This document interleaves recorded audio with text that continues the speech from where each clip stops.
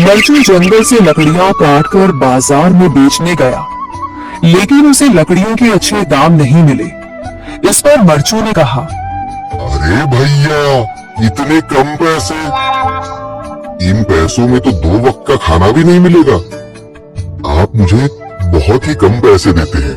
मैं इतनी मेहनत से लकड़ियां काट कर आता हूँ, लेकिन उनके पैसे मुझे बहुत कम मिलते हैं। भैया, तुम्हारी लकड़ियां होती ही इतनी कमजोर हैं कि मैं इससे ज्यादा पैसे नहीं दे सकता। तुम्हारी लकड़ियों के बस इतने ही पैसे बनते हैं। अरे भैया, कुछ ज्यादा कर दो ना। वो क्या है ना कि इन पैसों का तो कुछ भी नहीं आता। मैं अपनी जिंदगी कैसे गुजारूंगा? भैया, तुम जाकर अच्छी लकड़ियां लाओ, तभी इन लकड़ियों का अच्छा दाम मिल पाएगा, वरना इन लकड़ियों का तो यही दाम है। यह सुनकर मरचू बहुत ज्यादा परेशान हो गया और पैसे लेकर किराने की दुकान से सामान खरीदकर घर आ गया।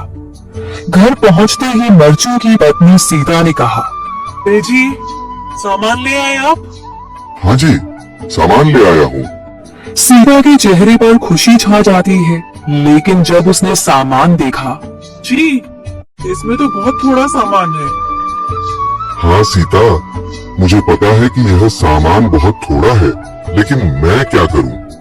मेरे पास जितने पैसे थे, मैं उतने का ही सामान लेकर आ गया हूँ। इस तरह हमारा गुजारा कैसे हो पाएगा जी? आपको तो पता ही है कि हम कितनी मुश्किलों से गुजारा करते हैं। हाँ हाँ, मुझे पता है, लेकिन मैं कर भी क्या सकता हूँ?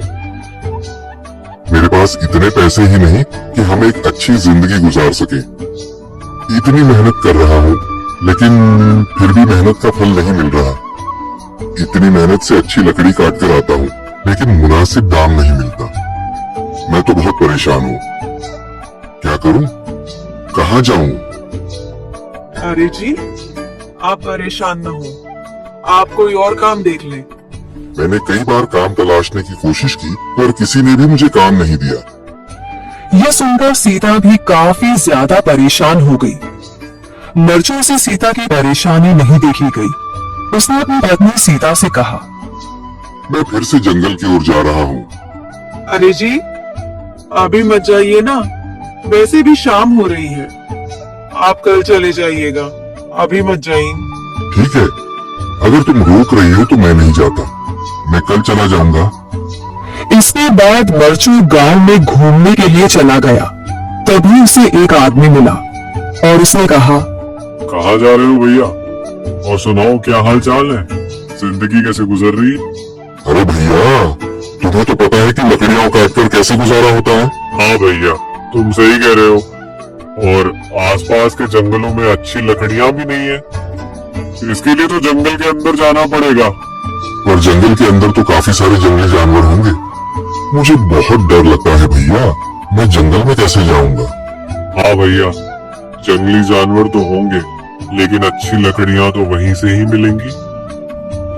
यह सुनकर मरचू बहुत ज्यादा परेशान हो गया, लेकिन वह आदमी बिल्कुल ठीक कह रहा था।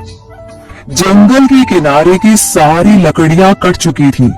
अब सिर्फ जंगल के अंदर ही अच्छी लकड़ियां बची थी।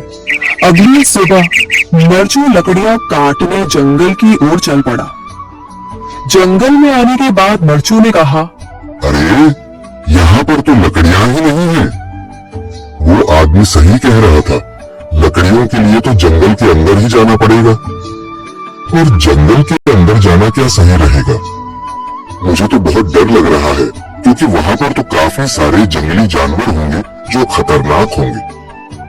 अगर आज मैं जंगल के अंदर नहीं गया तो मैं आज घर पैसे लेकर नहीं जा सकूंगा, और फिर जब पैसे नहीं होंगे तो गुजारा कैसे होगा?